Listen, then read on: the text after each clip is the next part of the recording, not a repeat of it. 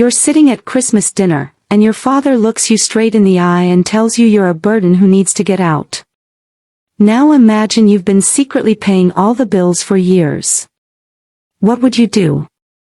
That's exactly what happened to Sarah, a 24-year-old insurance worker who thought she was helping her struggling family.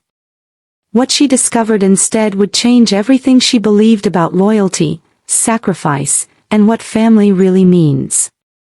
Sarah lived in a cramped house on the edge of town with her parents and 17-year-old brother Jake.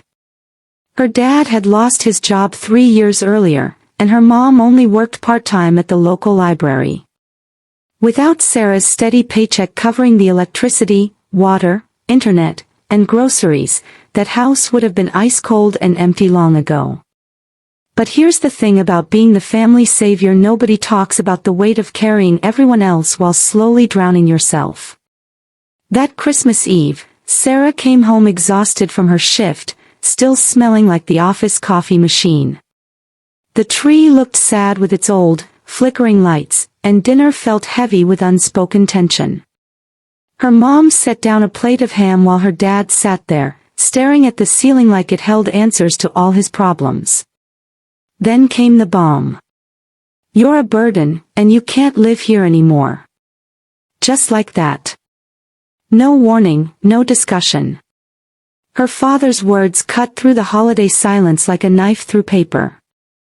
Sarah's mom let out this nervous laugh, like maybe it was all some twisted joke. But one look at her dad's face told her everything she needed to know: this was dead serious. Her brother Jake froze mid-bite, his fork hanging in the air, eyes wide with disbelief. The whole room went silent except for that cheerful Christmas song still playing from the kitchen radio, creating the most bizarre soundtrack to a family falling apart. Sarah didn't scream or cry or beg. She simply asked, "What did you just say?"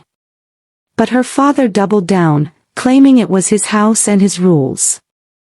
The man who hadn't contributed a single dollar to keeping that house running was kicking out the person who'd been silently holding it all together. Here's what really gets me about this story: Sarah could have afforded her own place the whole time. She stayed because she thought they needed her. She stayed out of love, out of duty, out of some misguided belief that family means sacrificing yourself for people who don't even appreciate it. But sometimes the people you're trying to save don't want to be saved. They just want someone to blame when things go wrong. That night, Sarah packed her belongings while her parents continued their Christmas dinner downstairs like nothing had happened. Can you imagine that? Your daughter is upstairs packing to leave forever, and you're just sitting there eating ham and watching TV. Jake knocked on her door, his voice barely a whisper. This kid understood what his parents didn't: if Sarah left, everything would fall apart. The electricity, the internet, the heat, the food, all of it depended on her paycheck. But Sarah was done being a walking ATM for people who treated her like garbage. "I deserve to breathe too," she told Jake. "I deserve a real life." Jake wanted to come with her, but he was still a minor, still in school. So Sarah promised him what she'd promised herself: once he turned 18, she'd help him escape too. Before leaving, Sarah did something quietly brilliant. She logged into every utility account, every bill, every subscription, and removed her payment information. No drama, no threats, just action. If they wanted her gone, they could handle their own responsibilities. She crashed at her friend Marissa's place, and for the first time in years, Sarah felt something she'd almost forgotten: peace. No more bills to worry about, no more walking on eggshells, no more being treated like the hired help in her own family. But peace didn't last long. Within days, the power got shut off. The internet died. The house went dark and cold. Suddenly, her parents were calling non-stop, panicking, demanding to know what she'd done. Her mom's voice trembled with fear and confusion, asking how they were supposed to watch their shows without electricity. "Who do you think has been paying for all that the past 4 years?" Sarah asked calmly. Silence. Finally, the truth was out. But here's where the story takes a darker turn. When people lose control, they don't always accept it gracefully. Sarah's father started trying to hack into her bank accounts, using old passwords her mom had written down. He was desperate to get back what he thought belonged to him, Sarah's money. Sarah changed every password, activated two-step verification, and blocked all access. She wasn't the obedient daughter anymore. She was a woman protecting what was hers. Then came the day Sarah will never forget. She woke up to someone pounding on Marissa's door. Through the peephole, she saw her father, eyes bloodshot, fists slamming against the wood, screaming about how she thought she could just walk away. Sarah called the police. When they arrived, her father lunged toward her, shouting about his rights as her father, how she owed him everything. But Sarah stood her ground. "I owe you nothing," she said, looking him straight in the eye. "You chose to push me out of this family, and now you have to live with that choice." They arrested him. As they led him away in handcuffs, he hissed threats about how she'd regret betraying her family. But Sarah felt no regret, only relief. 3 days later, he made bail. The threats started coming through anonymous texts: "You can run, but you can't hide. Family is forever." Sarah had to keep moving, keep protecting herself.